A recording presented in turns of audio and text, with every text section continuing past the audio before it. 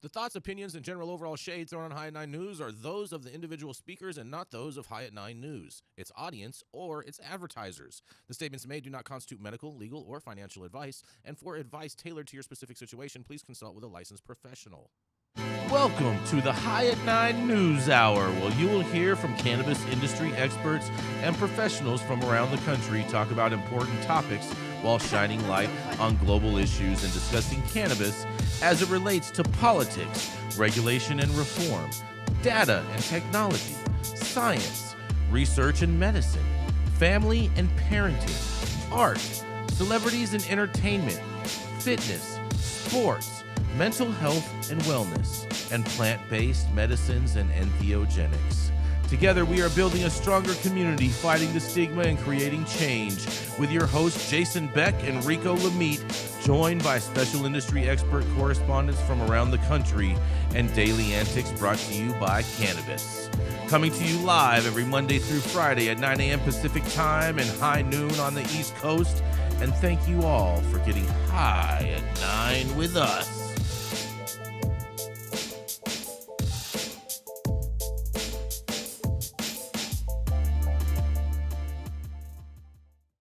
Oh, yeah. Good morning, everybody. We apologize for the delay. We had some internet issues, but good morning nonetheless. It is Tuesday, March 5th, and today is National Absinthe Day. It's also National... We hear a double. We hear an echo. It's also National Cheese Doodle Day. Nope, that's not it, bro. Cheese Doodle Day and National Multiple Personality Day, you guys. Look at this. This is for all of us up here. Oh, man. Thank you for joining us and getting high at 9 with us. It's also high noon on the East Coast. And please remember to like, share, and subscribe to us on all social media platforms. You can look down below on the screen to see exactly where we live on the internet. And we are live every Monday through Friday on YouTube, Rumble, Twitch, Twitter, Instagram, Facebook, and on our very own website at www.highat9news.com.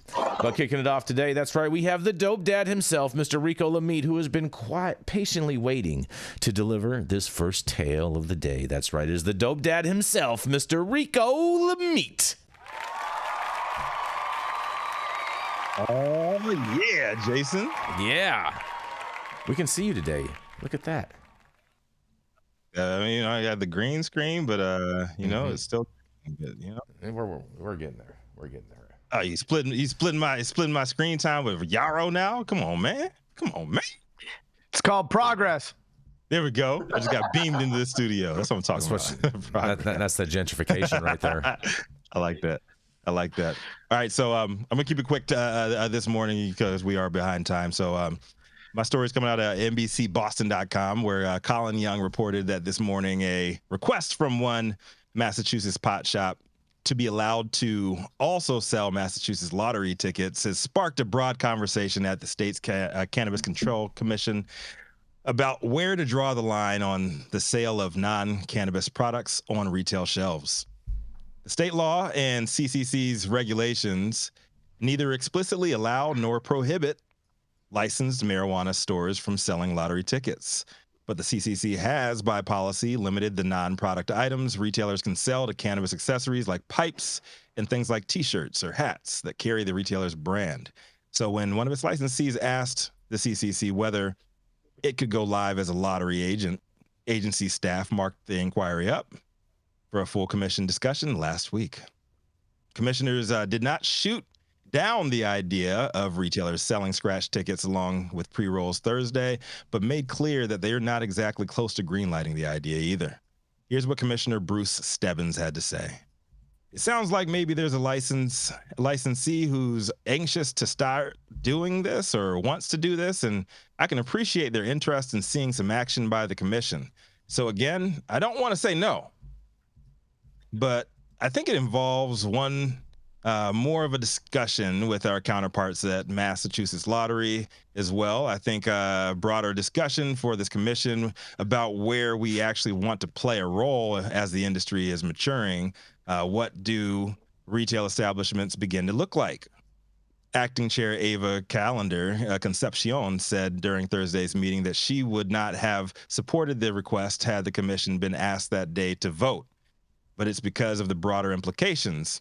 She agreed with Stebbins about the question was really a more broad one about what non-marijuana products should be sold at marijuana establishments. She said that she wanted to make sure that we at least begin the conversation and start to kind of consider the next steps. Those next steps are likely to include the exploration of potential memorandum of understanding between the CCC and Lottery Commission, reviewing standard operating procedures submitted to the CCC by licensee that wants to sell lottery products, and more conversations between agency staff and commissioners. No word yet on if they will get to buy lottery tickets soon in dispensaries in Massachusetts, but I'm all for it. Why not? You can buy lotto tickets at 7-Eleven. You can buy them at liquor stores. You can buy them at your local CVS. So why not at the dispensary? That's just my thoughts on it. Just open it up to everybody else. I think this is a kind of a novel idea. I'm surprised nobody's brought it up in any other states, but big shout out to Massachusetts and the licensee who brought this up. They did not name them. Open it up. More revenue for the store for selling those tickets, and more notoriety if you get a winning ticket from a weed shop too. I'm Rico Lamitte, the dopest dad on the street. I am pro lottery, even though it's a scam. This is a dumbass idea. This is totally ridiculous. I don't understand why these guys are even trying to sell lottery tickets. All it's going to do is take time from the staff of actually selling weed to meanwhile while they're trying to just punch all these numbers in and type whatever. This is a dumbass idea. I think they're already. Jason's quite angry about that. It's stupid. This is I know. stupid. Why? It's Why? stupid. Why shouldn't they be able to sell shit? It's They just can't stupid. impede commerce. It's just stupid. It's revenue, Jason. It's just yeah, stupid. Todd. No commerce. This is stupid. Impeding. This is stupid. You're going to have all your bud tenders all of a sudden. Now they're going to be lottery agents. Get the hell out of here. This is ridiculous. It's more revenue for the stores, Jason. Yeah. Store's not making that much revenue off of lottery tickets, bro. Get out of here. Do they get a percentage of the winning ticket? Yeah, if you sell the winning ticket, they get a small percentage, bro. It's not life-changing money for the fucking store owners. Can do that as like an employee fund thing, where if they sell a winning ticket, they disperse it to the employees or whatever that were working that shift. I don't know. They can make fun out of it. No, I don't know. this is stupid. Kind of agree with Jason on this. I think it's a kind of a weird distraction. It's like the weed's already going down in price. We don't need gimmicks to sell weed. We need to legalize and deschedule cannabis. That's what we need to do. Yeah, exactly. Yeah, I can't see him doing specials like buy 1/8 of this and get a free dollar scratcher or something like that with your order. Like doing the lotto in the dispensaries. Put the fucking weed in the gas stations where they buy the lotto tickets. How about that one? So you took the words.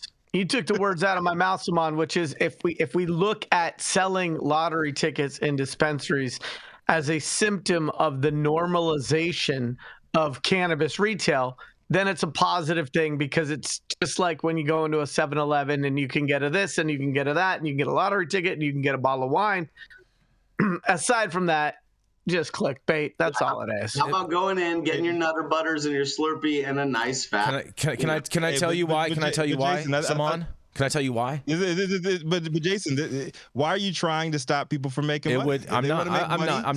It would devalue. It would devalue. Whoa, he's wearing blue today. Take it easy, bro. Hold on. It would devalue, Saman, everyone's valuation on their license if they just let anyone just buy weed in gas stations. First of all, bro, the license, that's the point, Jason. The license scheme is fucking antiquated already. Get these And people. if we think about regulated cannabis through the lens of maintaining the value of people's licenses instead of maintaining the value of plant-based medicine with the easiest access to the greatest number of constituents and really putting the final nail in the coffin for prohibition, only somebody who has put substantial money into standing up licenses would look at it that way. And so we get groupthink on this because a lot of us are cannabis entrepreneurs and operators. But if we take a step back from all of those costs that it took to stand that up, we want the costs to be lower. We want the access to be broader, and long game, that's going to be better for everybody. Look, guys, everyone's already gambling, buying these Delta 8 cards from gas stations. Oh, okay? that's cute, Saman. Cute. Yeah. I see. Oh, I see what you did there. That's cute. Let's just be real about it. Stop the madness. That's cute. Stop talking about putting the gas station accoutrements into the dispensaries and talk about getting the dispensary accoutrements into the gas station. You know what, Saman? I think you're just gaslighting everybody right now. Is that because I'm Saman's reporting live from a laptop in the sky. Exactly. Yeah, from Rio Vista out in the sticks. I got his speaker on too high, so we hear. Man. Oh, man. We're going to go to a commercial. We're going to be right back, you guys. Oh, man, that was weird. Hey, you, America. Do I look like Sean Connery?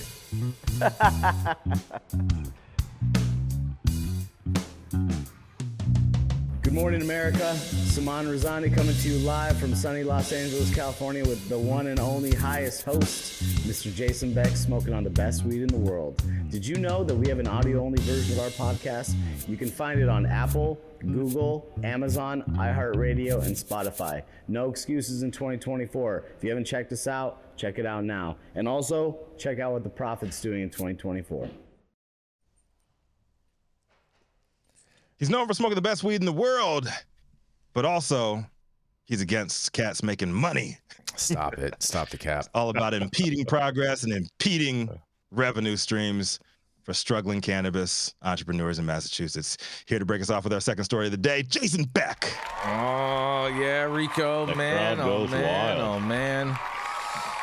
I got a sad story for you today, Rico. Sad story for you. Because a pot store owner, manager, is guilty of murder, you guys. That's right.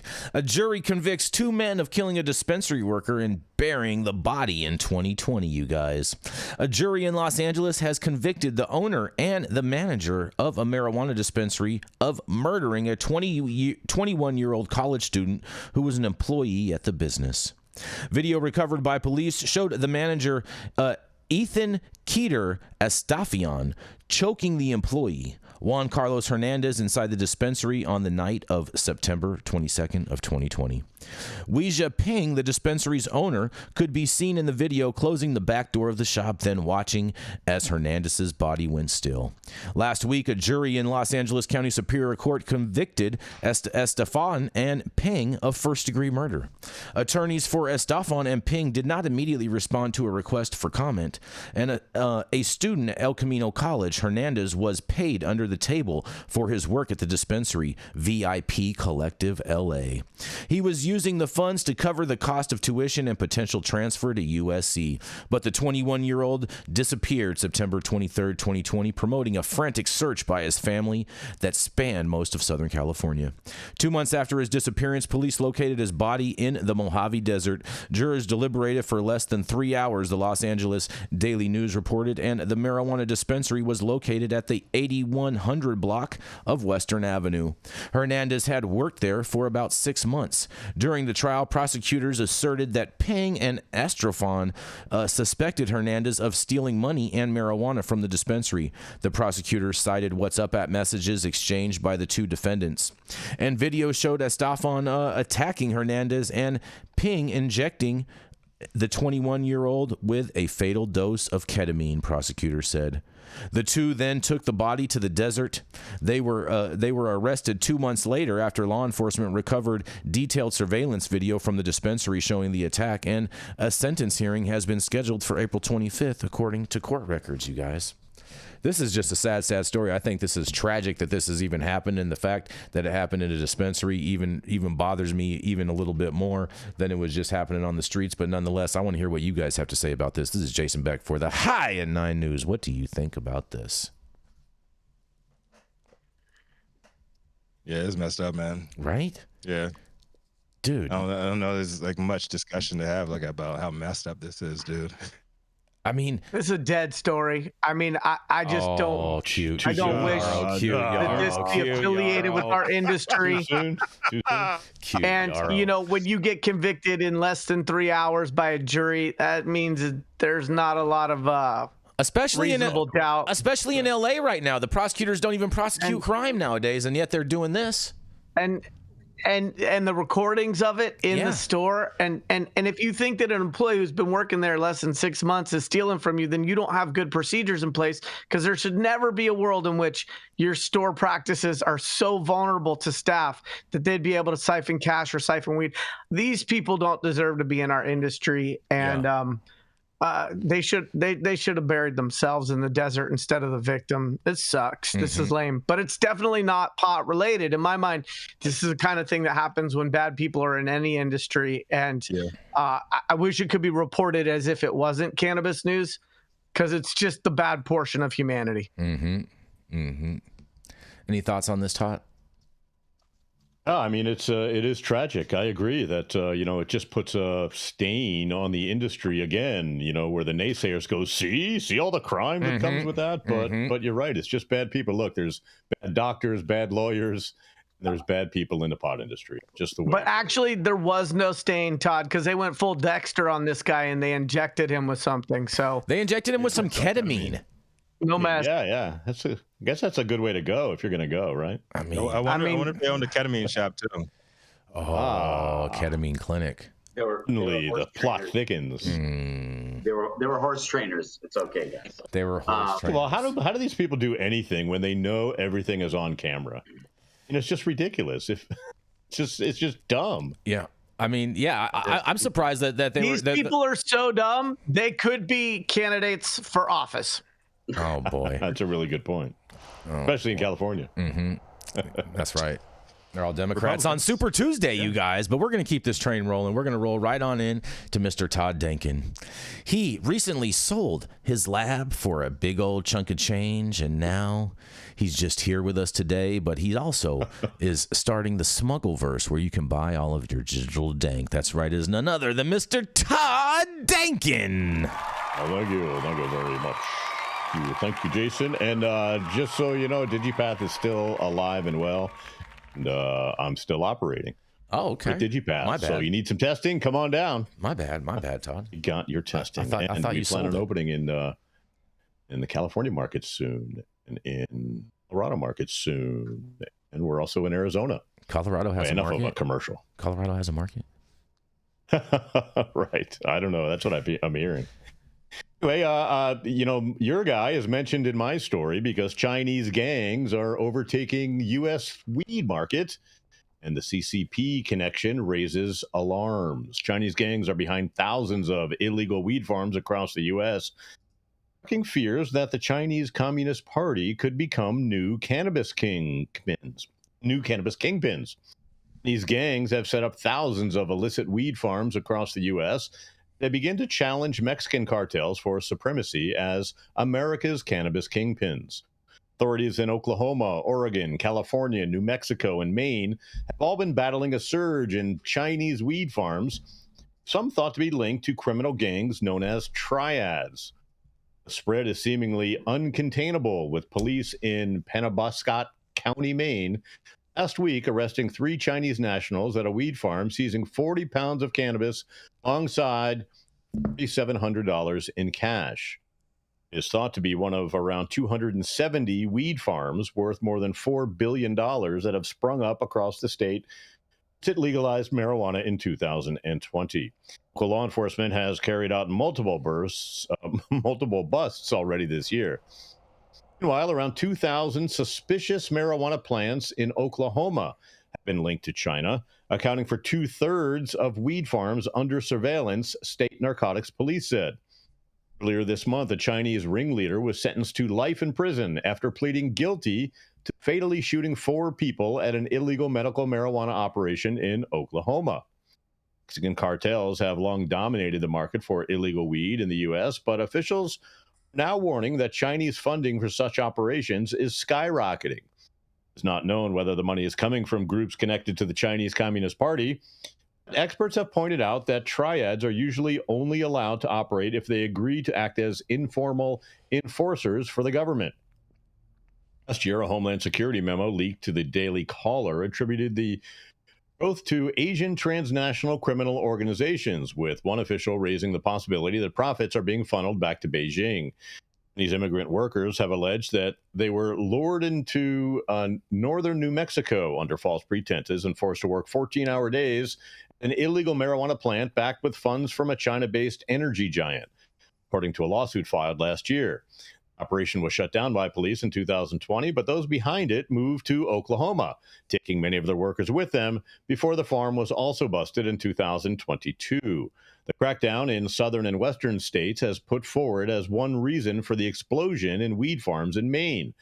Several years, Maine residents have spoken about the surge in marijuana odor-filled homes popping up across the state, including near daycares and schools.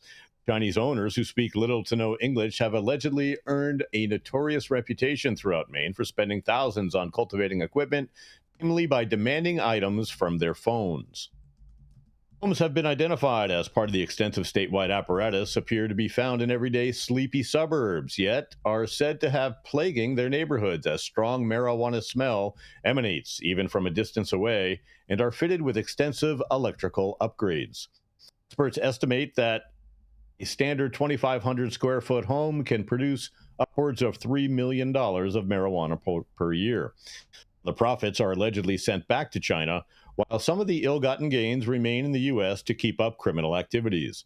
According to an investigation by Maine Wire into 100 of the identified sites, were all purchased since marijuana was legalized by single Chinese adults, primarily from New York and Massachusetts. Though the homes are allegedly filed under single names, many are tied together by factors such as car registrations, indicating they might be connected and controlled by an umbrella organization. Members say it has become a near monthly sight to see a van with New York or Massachusetts plates arrived at these pot-filled homes. In January, Maine authorities raided an illegal Chinese-run marijuana operation in the aptly named town of China in Kennebec County. Chinese-owned plants have emerged at a time when the marijuana industry is skyrocketing in the U.S., opening up million-dollar revenue streams for many, including the Amish community, who were detailed in an investigation last year. Nationwide, Homeland Security has reportedly found a total of 749 properties linked to Asian TCOs, indicating Maine has become a particular hotbed for CCP activity. Comes amid growing frustration at the failure of law enforcement to crack down on the illicit operations, with Homeland Security allegedly pleading with Maine police to help them gather intel on the properties in September. Sheriff of Penobscot County, Troy Morton, told the Daily Caller there are hundreds of these operations occurring throughout the state. It's upsetting to those who live here near these operations and even those who are following Maine laws and procedures. As Morton was referencing, particularly Maine's law-abiding weed industry say the infiltration of triad weed has been a disaster. A person inside the legal industry told the Maine Wire, I say they function like mafia. It's true. Have a very intricate network.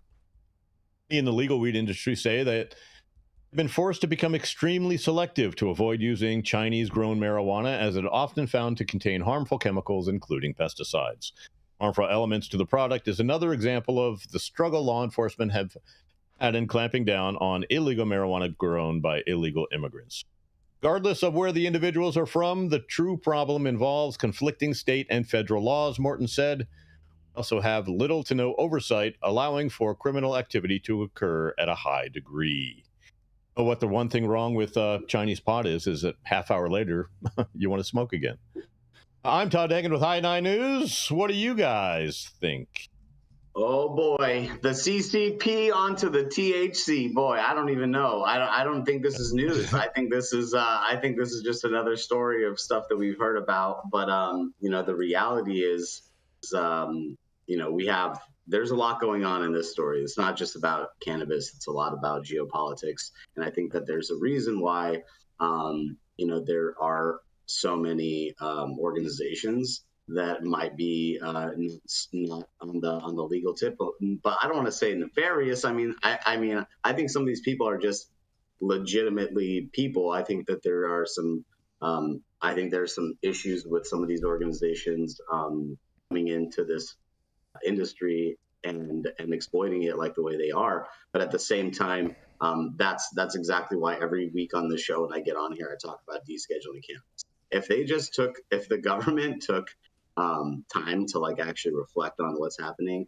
and to understand that there's a huge discrepancy in like the taxes that they should be receiving from a national industry rather than a state lifted industry. It's simple to me. It's really a numbers game, and the amount of money they spend on enforcement versus the amount of money they lose by keeping cannabis in this purgatory of the legislature is a real travesty, and it's just exacerbating issues like this. So you want to stop those problems, there's one solution: deschedule, make it federally legal, and start this industry on the tip that it should be. So a couple of things here. Number one, this is it's unfortunate, but it's bound to happen. Just like Saman said, the way our economy is set up, you're gonna see more shit like this. I think it's unfortunate that it's inevitable that legal Chinese operators are going to be, or folks of Chinese descent are going to be discriminated against because of this. On a lighter note, Chinese were the first ones with a cannabis trade in the first place. They taking the shit back. And I mean, look. And where the fuck did they find that picture for this story? What is that mess? I mean, the Chinese bought most of our bonds. Okay, the Chinese government doesn't really care about intellectual property. Allegedly, a lot of the precursors for fentanyl are being manufactured in China, and we're worried about we're worried about the weed industry, and then this whole notion that, because of the registration of cars and this and that, like, don't we know that culturally affiliated groups tend to stay culturally affiliated when they come to a country that is supposed to theoretically welcome legal immigration and people coming to this country? Give me, you're tired, you're hungry, you're poor, whatever. And so I would say there's some tinges here of what I would consider to be kind of racist tones, because unless you're going to speak to it and show me receipts and show me facts, I'm just a little bit of a skeptic, not because I don't believe that organized crime exists, not because I don't think that organized crime tries to get into regulated cannabis. But it's interesting to me that we're talking about the brown and the yellow folks. I mean, again, because there's a lot of organized crime in this country that just isn't brown or yellow. And so this one's a little hard for me. I mean, there's no doubt that there is organized crime in both regulated and unregulated cannabis. But I also believe this is a country where people can come work their ass off and theoretically have the opportunity to further their own goals and their families' aims. And if we're saying that just because people peak Chinese and grow weed that they're criminally affiliated, that seems like a pretty broad stroke to be painting with. Yeah, thank you for saying that, Yarrow. All of these stories that we've been seeing, like, there could be an issue, but we have not seen any receipts. We've had two with receipts. We've had two with receipts. We had the Maine story and the Oklahoma story. Both had receipts.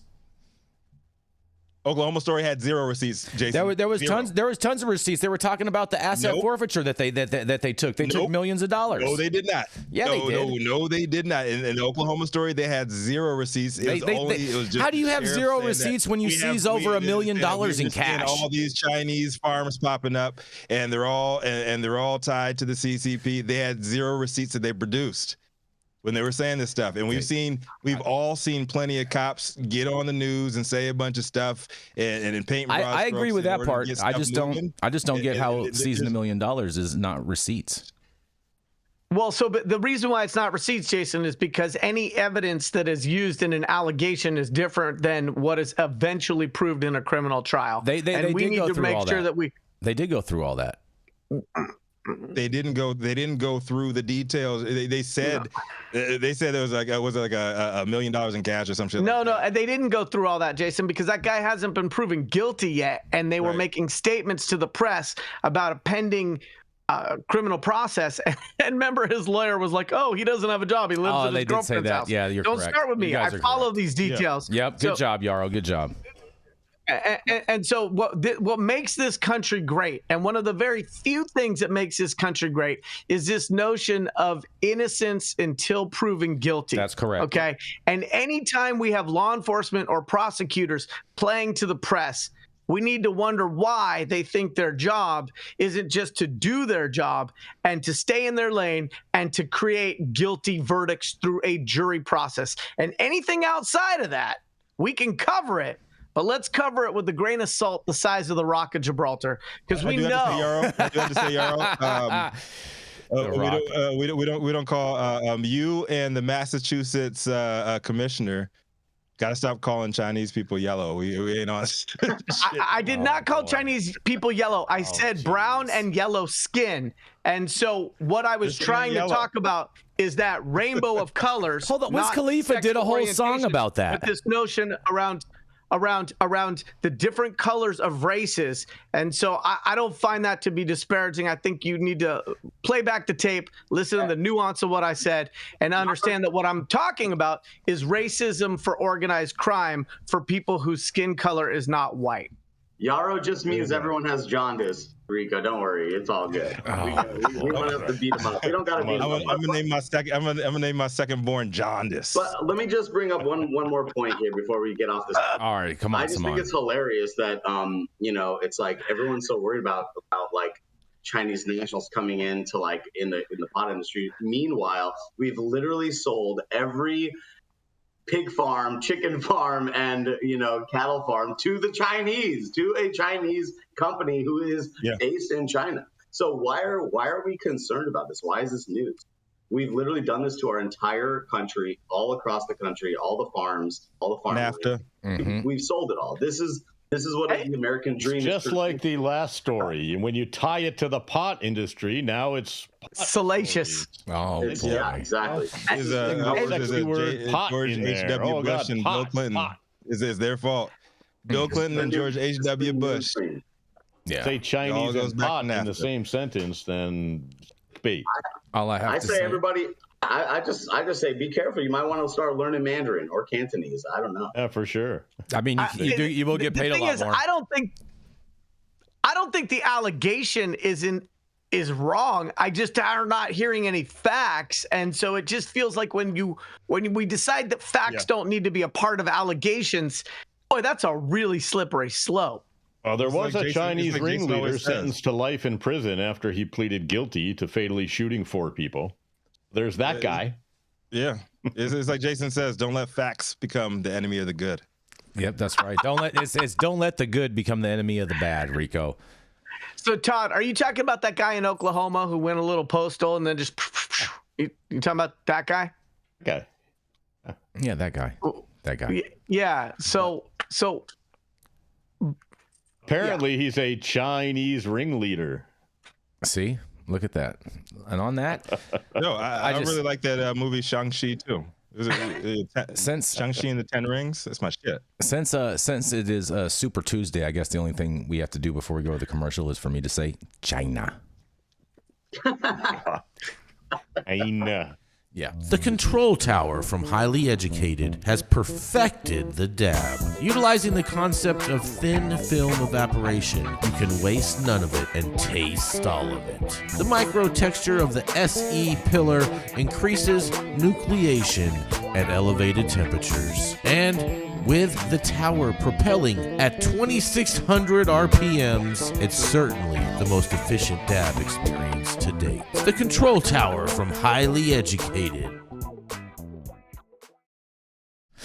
Stop whatever you're doing and make sure you hit that like button. I know you'll appreciate it, we'll appreciate it, and YouTube will appreciate it. Also, make sure you subscribe to the channel if you're not subscribed already. And all of the articles that we cover on today's show, you can read directly on our website at www.highat9news.com. I'm Jason Beck, and this is Smoky Vanilla. And if you want to feel as good as I look, then you need to get yourself a Stretch and Smoke with Smoky Vanilla. That's right, baby.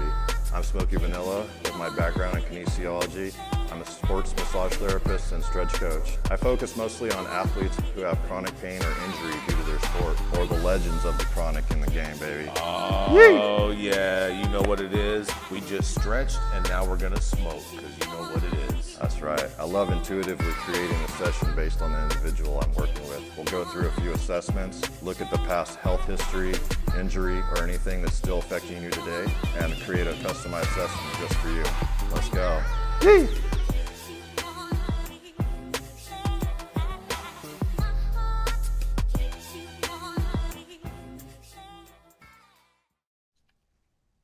Oh, yeah, y'all. Our next correspondent is a second-generation cultivator and the founder of Special Teams Consulting, and his green screen has mysteriously blocked all ties to fine China. I must say so myself. We all know because we have the receipts. Up next, Yarrow Kubrin. What do you got for us today? Sebastian Bolsage. Good morning, good morning, good morning, High at 9 News viewers. What do I have for us today? I got some political stuff. I'm trying to bait my boy Jason into some some interesting responses here. Love bait. So I'm working with some bait. So my article was actually just published this morning, hot off the press. And without further ado, from Marijuana Moment, byline Kyle Yeager, let's get down to it. Is Mitch McConnell stepping down good for marijuana reform? It depends on who replaces him. Many cannabis advocates and stakeholders were quick to cheer the news that Senate Minority Leader Mitch McConnell will be stepping down from his leadership post later this year. But while it might seem like a positive development for the marijuana movement at first glance, a look at the record of his potential GOP replacements signals that reform efforts will likely continue to face resistance from the party's leadership.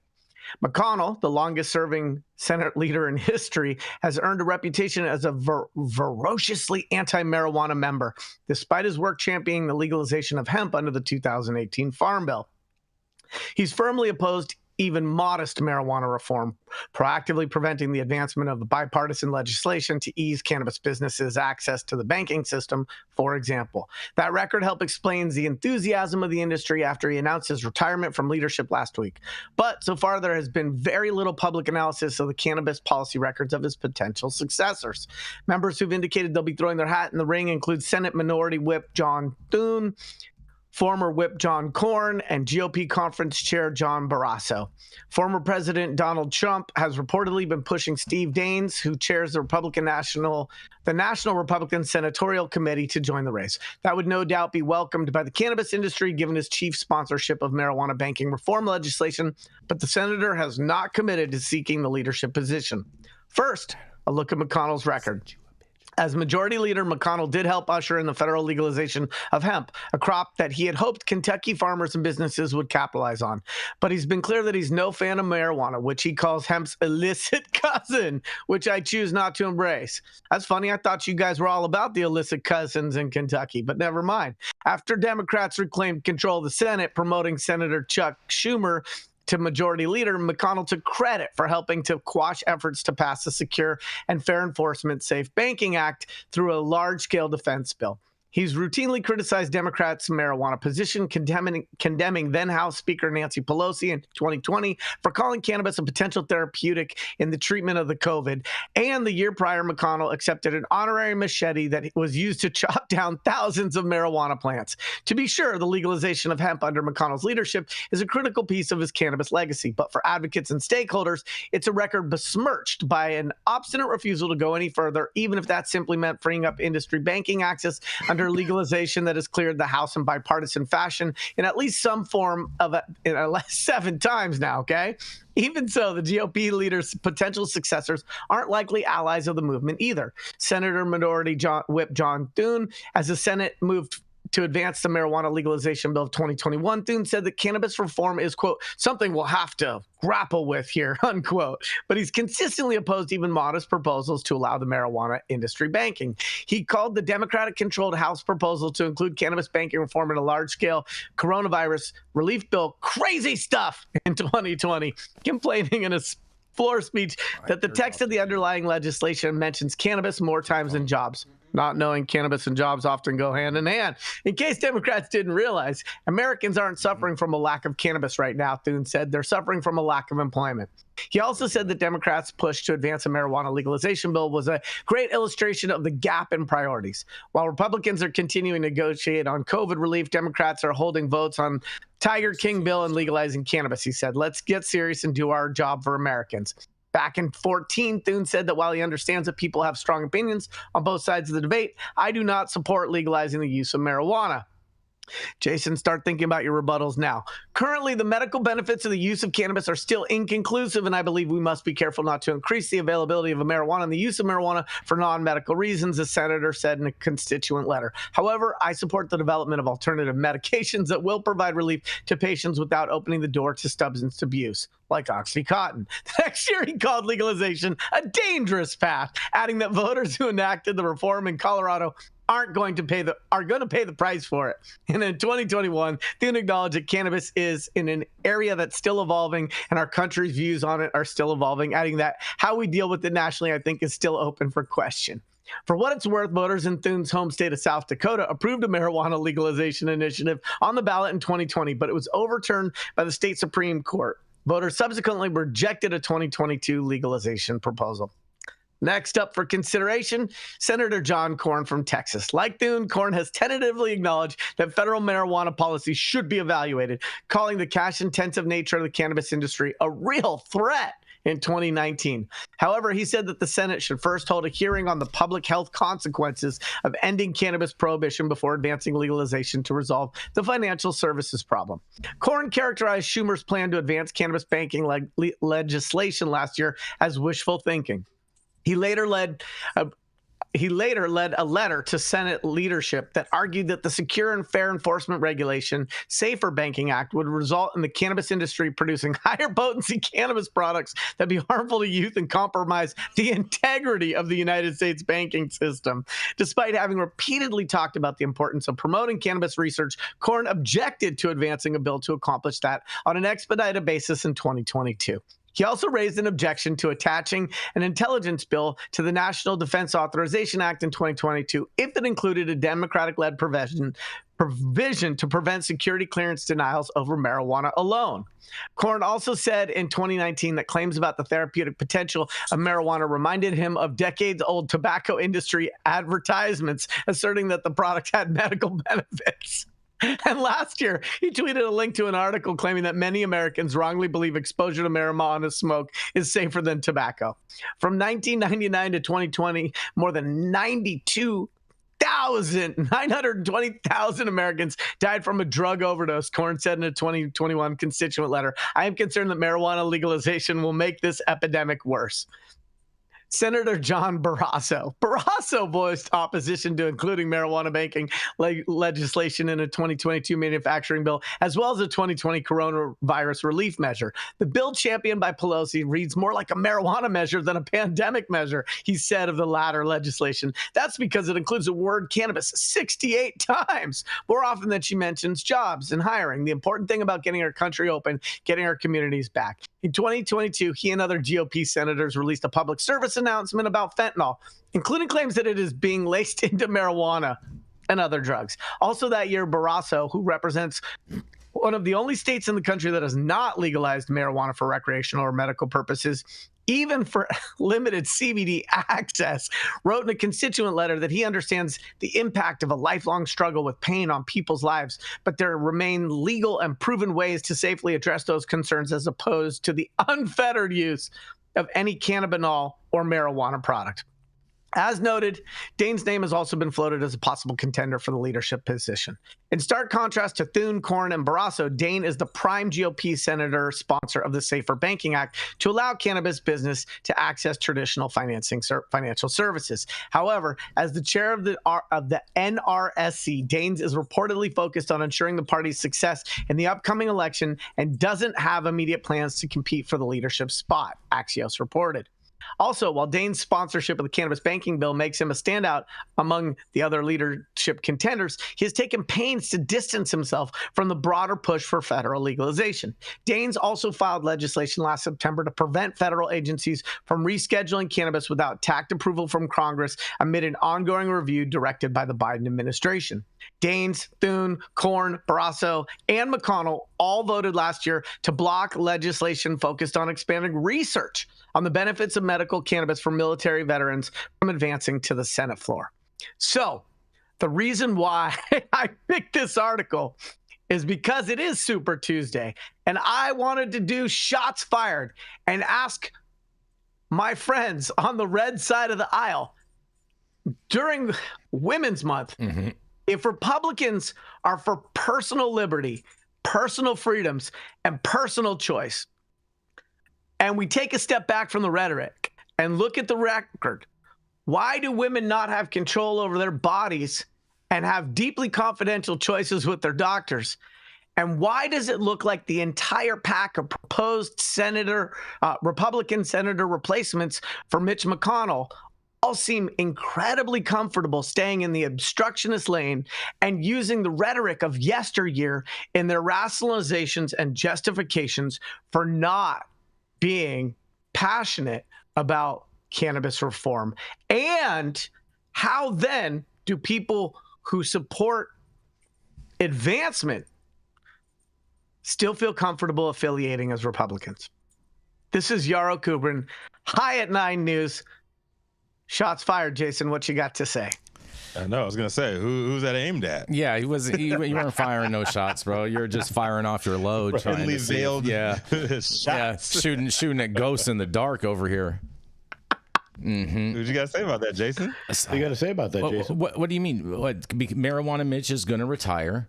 We're going to have a new Senate leadership. This is great. What's the problem here? I don't get what you're trying to go for. Well, the problem is the people who might take his place don't believe that our security professionals should have the protections of being able to use cannabis while still serving our nation in government capacity. You don't even know who's going to be there. You don't even have a clue who's going to be there yet.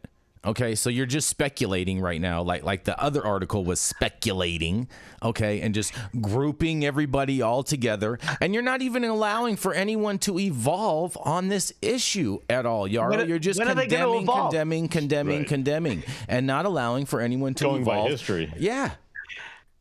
Right, recent history, which tends to be the best predictor of the recent. I have a couple of photos to share with you guys, since. In regards to this, it's in relation to the story. I like how you're looking at him. It's a little disturbing. That's me. Give this man the sad. That's me and Marijuana Mitch. Yeah. Haters are gonna hate. Haters are gonna hate. Oh, whatever. But let me ask you. Jason over there kissing the ring. Let me ask you a question. What is the difference between a policy and a photo op? A policy and a photo op. Jason over there getting his Kathy Hochul. You're not even making any sense. No, we had amazing conversation actually that whole entire day. That was, you know what I'm saying? It was it was over the course of two different days that we were hanging out, and this was great. But you guys are tripping. Your attempts at playing footsie didn't change his public facing position. Well, hold on a second, because in all reality, he did legalize cannabis across the nation with the farm bill, okay? Because THCA, it's all THCA, you guys, okay? And that's why he will always be known as Marijuana Mitch. No, he won't be. He'll be known as Punk. It's like Punk Satani Phil. When you see Mitch McConnell and Jason Beck, marijuana is still illegal for another 10 years. No, that's how it's stop it. You guys are ridiculous. You guys are ridiculous. No, listen, Republicans are for personal freems, unless you have a womb or a bomb. We're not getting into that whole issue. Republicans are all about no bombs. They're champions of freedom when it be lines real. their pockets. When it lines their pockets, they're all for it. Rainbows. Exactly. It's all a distraction. Let's get to personal liberty and personal sovereignty again. I'm all about personal liberty, personal freedom, and on that, we're going to go to a commercial, and we're going to be right back. I'm Jason Beck.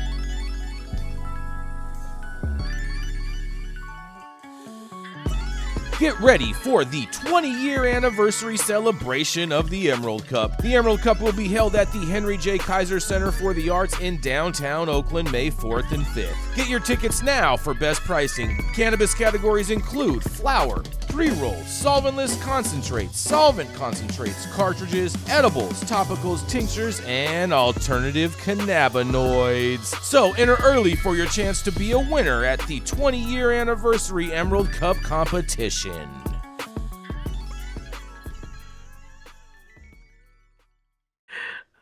Oh, yes, coming up next.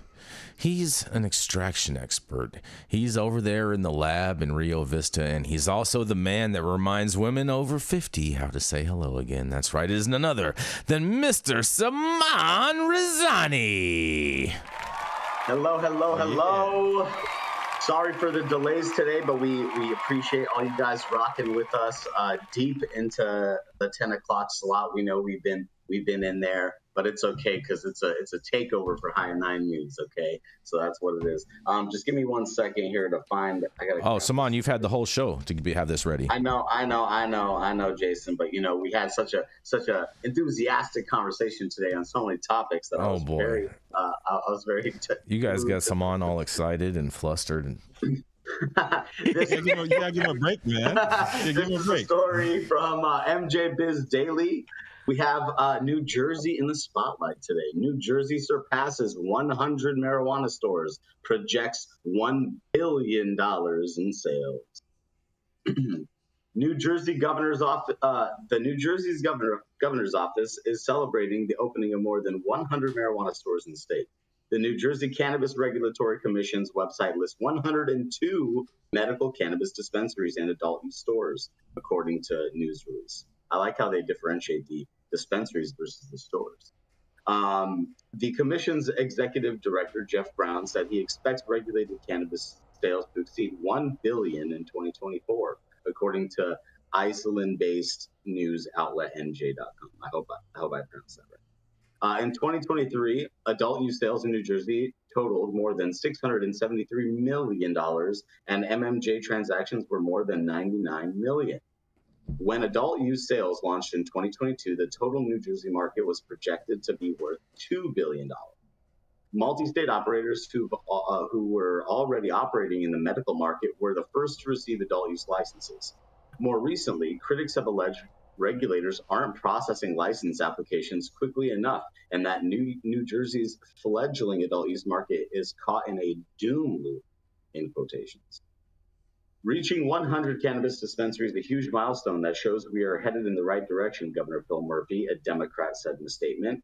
As we continue towards our goal for the cannabis market in New Jersey, I am grateful to the Cannabis Regulatory Commission for the dedicated work and leadership on this critical area of the economy. And it's a short story today. That's it. So, I have a long history with New Jersey. Me and my partners in 2018, we submitted an application for one of the licenses, and it took years for them to actually decide who was going to win those licenses. And we were luckily one of the recipients. Shout out NJ Nectar out there. But it's just really tough in a place like New Jersey. The politics are just very thick, and it's very tough to get things done. So I'm glad that they're at 100 stores because I know how difficult it is. But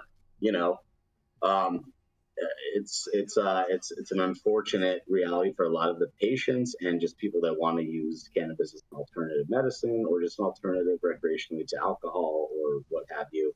So I think that it's going in the right direction. It's just been a lot slower than everybody has expected or definitely wants. But it's good. It's good news. More accessibility, more availability, and hopefully it'll surpass 100 or $1 billion. Hopefully they'll be close to that $2 billion mark. But let me hear from you guys. What do you have to say? People in the chat, let's hear it all. What do you think? I mean, it's always good as more retail operations open up, for sure. I mean, there's only 60 in all of Nevada. Look who else is eating New York's lunch. New Jersey. That's right. Yeah, New Jersey from the jump has been, they've been staying quiet, and they've had their hiccups, but it just seems like they keep on jumping right back ahead of New York. It's amazing New Jersey is able to do these kinds of numbers, but New York couldn't do this if their life depended on it. I mean, look, New Jersey's done a better job than New York, but that's such a low bar. We shouldn't use it as a bar. It's more like a cap. And so, wouldn't you call it maybe like a trip cord? Like maybe a trip cord, Yarrow? It's like the question is what state hasn't done as poor a job as New York, and all of a sudden there'd be crickets and silence, right? I'm all for booby traps. And and New Jersey, if we want to take a shot at New Jersey, the only shot that I would take is the number of outdoor cultivation licenses they have issued. Again, big crickets. Mm-hmm. And so we know that outdoor cannabis has a different terpene profile, can have terroir flavors that for a connoisseur can be very desirable, and that outdoor cannabis has in theory, can have a lower carbon footprint, at least according to a slightly incomplete study that was done by an economist in Colorado. And so, again, New Jersey is going to do better than New York. What's that? Was that Saman Razani that came through with that? No, Saman is not an economist. He just helps create money for people who hire him. There's a difference. Saman is an economy. He is the economy. Oh boy. Saman economy. So I think that anytime we compare things to New York, anything's going to look much better, right? And it's too bad because New York is such a relevant state and is going to be relevant and has been relevant in a legacy market. I mean, the Triangle ate because the boroughs existed, let's be clear.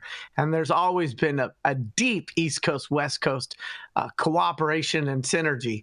But until they can get a bunch of retail open, they're just going to have an apology tour. Mm-hmm. The doom loop comment was exactly correct. It's like the regulators need to step out of the way of industry enough to let it blossom. And the problem is, again, when you have a political situation like you have in like all the East Coast, it's so mired in these relationships that it's really tough to get things done because of the entitlement and the connections and everything like that. So look, it all plays its part. But the more they stand in the way, not let it succeed, it's just to the detriment of their coffer, right? And that's what the whole relationship between our industry and the tax revenue. It's obvious. So like, get out of the way, legalize it, make the money, and stop fucking around. That's how I view it. But I also, I'm half retarded, so I don't know. Like I might just I might just be living in a fantasy world in my He does. Saman does. He does live in a fantasy world. It's that simple, people. It's that simple. They have to embrace the industry to help make these rules and to legislate, right? That's their problem. They think that they're in government, so they know better, right? And they just don't. Mm-hmm. I mean, Jason, you probably have the conversation all the time. Nobody knows what it's like to run a dispensary unless run a dispensary. Exactly. Right? Everyone will talk about how they know and and all this, but unless you actually have done it and done it for a while, you have no what I'm saying. clue what's involved. The fact that the government officials don't embrace the industry owners and the good players create good legislation just doesn't make any sense. I agree. Well, that's they design it to fail from the beginning, Todd. There's one other thing I would do to criticize Jersey's cannabis programs, which is the inability to take biomass from either a medical or recreational supply chain and to be able to move it across those. You can go from one direction to the other, but you can't go the other direction to the other.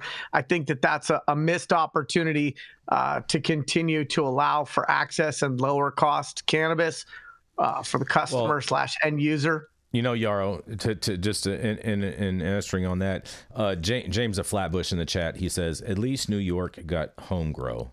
I can grow my own weed, he says. But I'll tell you, Home grow's critical. But I'll tell you this much.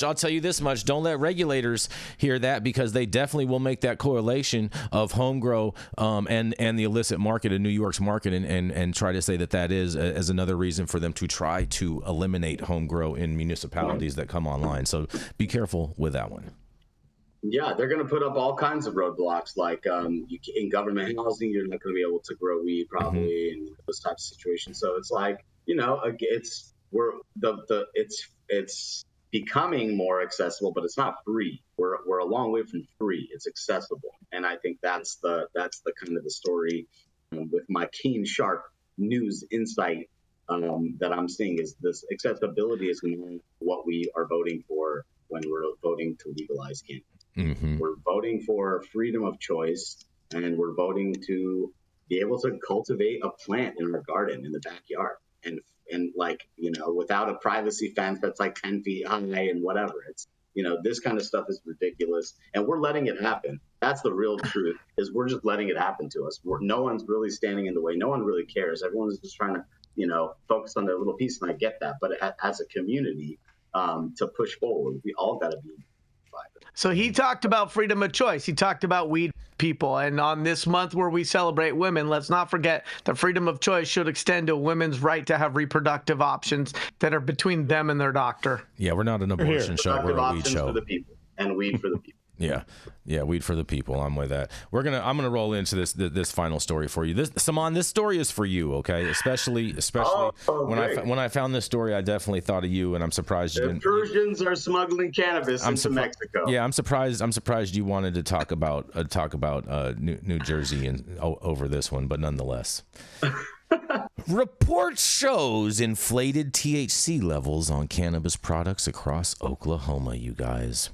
A recent report by a cannabis lab manager shows the labels on cannabis products are allegedly reporting the wrong THC level, you guys. Ha ha, get out of here. THC is the psychoactive component in marijuana. The higher the percentage, the stronger the effects. As you can imagine, getting a different amount than what you expect comes with consequences, in quotes. We've been reading a lot of reports over the last several years about the inflation of THC, the potency numbers, and how it was affecting different markets, Jeffrey Harvard, lab manager at Harvard Industries, said. Harvard says THC potency has been an issue around the U.S. with inconsistencies between what labels claim and what consumers actually get. He says Oklahoma is no different. In quotes, we want to 3 different dispensaries, Harvard said. We just asked the bud tenders to give us one of each of the most popular strains, so we ended up getting 15 samples total, and we tested all of those 15 individual samples for their THC potency. The results from Harvard Industry says all 15 samples were over-reported. According to the report, on average, the samples were 78% weaker than their label listed, though some were off by nearly 200%, you guys. Harvard says such a huge variations could have pretty serious consequences. The inconsistent numbers may give users a false sense of security, and when they eventually get that higher THC number, it could make them sick. I'm not buying that one. In quotes, if you were actually to get product that was closer to that 24% when you're used to smoking like an 8 or 8.5, then you're going to feel extremely bad, Harvard said. Where's he pulling this shit out of his ass? Who's smoking an 8.5? Exactly. Yeah, exactly. I'm with you. And he continues on. We reached out to several dispensaries in our area. Each told us any product they buy comes with testing results and a certificate of authenticity in Metric, the system that Oklahoma Medical Marijuana Authority uses to track growers and sales across the state. That's working real good in California too, you guys. All of those testing labs, like Harvard Industries, are licensed by the state, and the dispensaries we spoke with say the test results are put directly on the product without being modified. Harvard says the way the state is set up, it's hard to track where the problem is coming from, and in quotes, it's hard to know if it's coming from like a dispensary, from a grower, from labs, where exactly we just know that there's a problem, Harvard said. We reached out to the OMMA. The agency didn't directly answer our questions when we asked who is responsible for labeling marijuana products, and the spokesperson said they can't interpret the rules in terms of who's responsible for labeling product. However, they did point to a new quality assurance lab that's currently being set up, saying, in quotes, "The issue exemplifies the necessity of the OMMA's quality assurance lab. Our lab will address this issue through advanced testing and testing standards," you guys. Well, sounds like it's going to get a little bit more rocky in Oklahoma, you guys, before it gets any smoother. When you think about it, these antiquated I can't believe you didn't pick this story up, Saman. Just can't. Dude, I mean, Oklahoma's old news, bro. This has your name written all over it, bro. Testing numbers, everything. Oklahoma. Well, I definitely know some of the testing labs, most of the testing labs in Oklahoma. I could tell you that the relative standard deviation in Oklahoma is far surpassing 10% from lab to lab. I don't know. I haven't seen anything in the last 12 months. I kind of switched my focus a little. I have a question on this for you, Saman.